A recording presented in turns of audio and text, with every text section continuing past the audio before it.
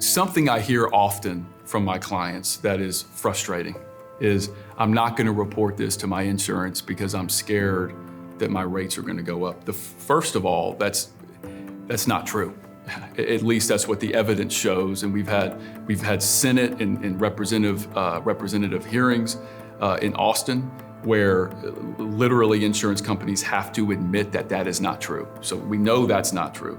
Also, what is unfortunate with my clients is they're not fully apprised or knowledgeable about uninsured motorist coverage or underinsured motorist coverage.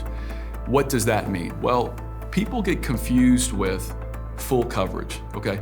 Full coverage does not mean uninsured and underinsured motorist is included. That just means your bodily injury and your property damage claims are covered. But, and frankly, the reason insurance companies use that term is so that you don't select underinsured and uninsured. Because what that is if somebody injures you in a motor vehicle that is, for example, uninsured, you can now make a claim on your own insurance for the damages that you sustained. And think about how important that is. If you're driving, down the highway and you exit and somebody T-bones you at an intersection who does not have insurance, and you get ambulance to the hospital, you have a broken bone, and your medical expenses are through the roof, which we know that can happen, that's on you. Because the car who hit you doesn't have insurance unless you have uninsured motorist coverage. So I tell every single one of my clients who doesn't have it that you gotta promise me one thing, and that's that you get is called UIM coverage. You gotta get it. Because the minute you think that's not gonna happen to you, it's going to happen to you.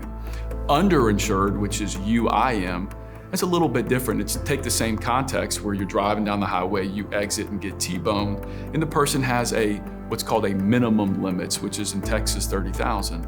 Well, those medical bills, as we all know, those exceed $30,000, especially if you have a broken bone. Well, in that case, you can make a claim on your underinsured because the minimum limits of $30,000 is not enough insurance to cover your medical expenses, your pain, your lost wages, etc. So what I would say is to anybody is, if you have a motor vehicle that you operate and you have insurance on it, make sure that you have UM or uninsured / UIM or underinsured motorist coverage, because you just never know when something catastrophic is going to happen to you by somebody who either doesn't have adequate insurance or has no insurance.